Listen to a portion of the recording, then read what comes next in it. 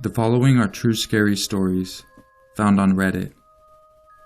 I want to take this time to give a special thank you to that Creepypasta Guy for your help on this collaboration. I've had a lot of fun working on this with you. If any of you are looking for more scary videos to watch, I recommend you go check out his channel. He has a lot of great content over there, and I watch it regularly. And without any further ado, let's begin.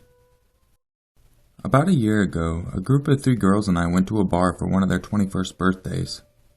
We had been at this bar for around an hour, drinking and eating, and then this guy approached my group. He seemed cool, but now I see that it was sort of weird. My friends and I were at a table away from the bar. He literally just walked up to our table and said hello, but we mutually thought he was charming and attractive. My friend celebrating her birthday invited him to sit and offered to buy him a few drinks. He sat next to me and I found him pretty intriguing, so I asked him some questions. His name was Aaron. He was 24, I was 21. He lived in town, we all lived in town. After about half an hour, he offered to buy me a drink at the bar. He was weirdly forward. "I want to buy you a drink. I like you." But slightly tipsy me was all for it. We separated from the group and chatted about who knows what for an hour until my friends called a cab and it was time to go. As I was leaving, I asked for his phone so I could enter my number. Then he was so forward again, and now I see that it's really pretty damn weird.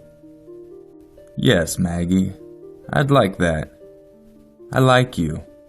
I really like you. I'll text you." At the time, it just seemed really sweet. I was so incredibly flattered. Oh no, it does not end there. The next day, I get a text from a random number. "Hi Maggie, it's Aaron, from the bar last night. We should meet up as soon as possible. I love talking to you." Okay, I wasn't tipsy anymore. He was weirdly forward. I just sort of got, that feeling.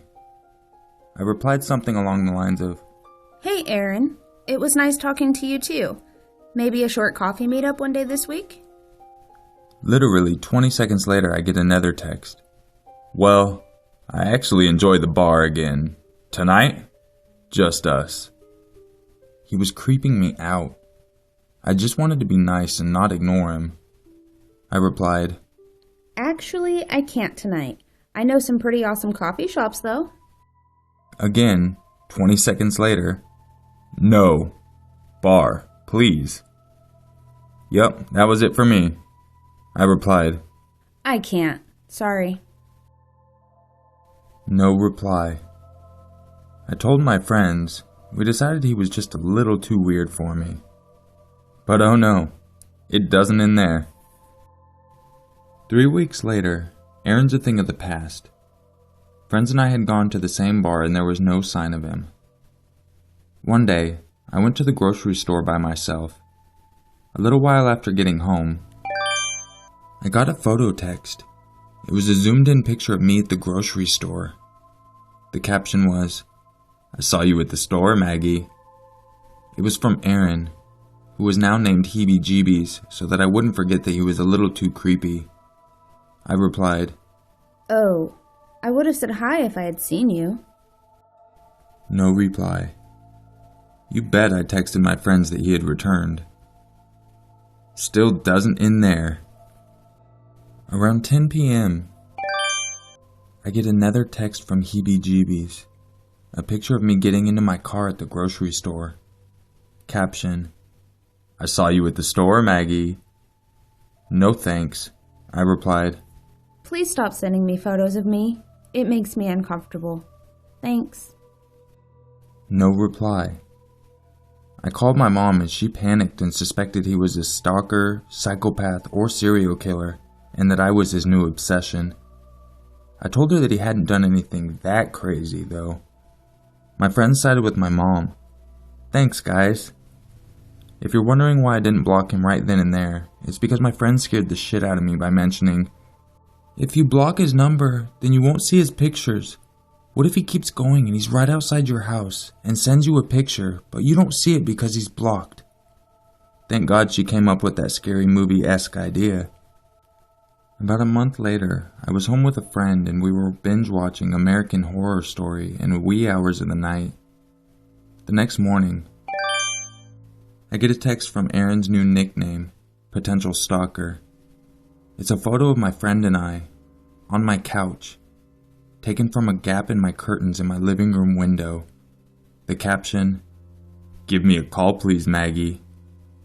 My heart sank. Fuck no, I'm out. Lines have officially been crossed. I had the feeling of utter dread that's so strong it makes you feel sick.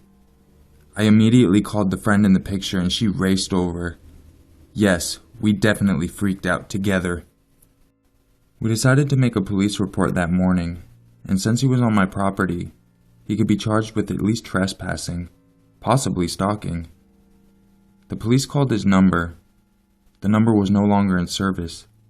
He had just sent a text 3 hours before. I felt like I was in a fucking horror movie.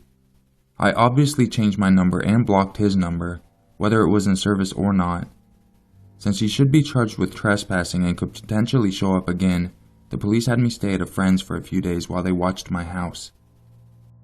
I went home after those few days, and they had someone drive by and sit for a while in front of my house a few times a day for about a week. I had them on speed dial. I still didn't feel safe. I had friends stay any time I could. I moved out with the help of my friend into their house, temporarily, until I could find a place on the opposite side of town. To Aaron, heebie-jeebies, potential stalker, trespasser, and stalker, let's not meet.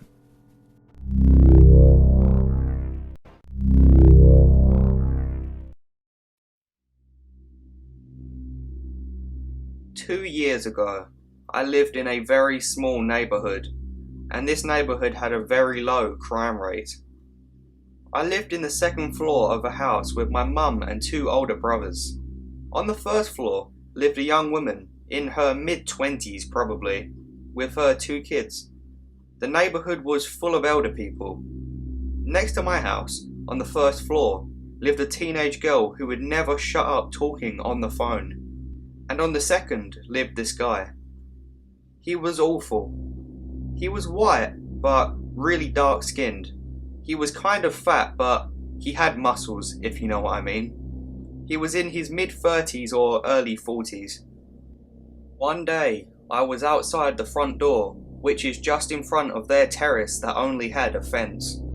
I was talking on the phone when he came out and just started staring at me. I noticed him but ignored him. He pretended to be doing laundry while staring at me. I got annoyed and went inside. He would do the same thing every single time I would go outside, and I never did anything because I was naive and young and didn't think anyone would do anything about it. But when I turned 14, 1 year later, last year, this is where it gets creepy. It was midnight and I was speaking to my boyfriend at the time on the phone. Suddenly, this guy goes outside in just a towel to do laundry. Who would do laundry in the middle of the night just wearing a towel? He then stops and walks over to the fence, and I back up a little, and he says, "Hey, how old are you?" My boyfriend asked me who I'm talking to, and I said the creepy neighbour and went inside. 1 month later, I was taking a shower, and the bathroom window is literally in front of his damn fence. I felt like I was being watched, and when I turned to see through the window, there he was, looking at me. I got out the bathtub, closed the curtain, and went to sleep. The last encounter I had with him was a week before we moved out. It was 7 AM, and I looked outside the living room window. He got in his car, he turned the engine on, and started driving off while staring at me. I backed off the window slowly. How did he know I was there? The day we were taking the last of our stuff, we were getting in the car when a police officer came and called my mum over. She asks, "How can I help you?" He said, "Do you know where this guy lives?" He shows her a picture of the guy and I freak out. "I haven't seen him in a week," I say. She pointed to his house and then gets out of the car and talks with the officer. When she came back, She told me everything the officer had to say to her. It turns out the guy had sexually assaulted 2 girls of my age and tried to rape one of them the last time I saw him.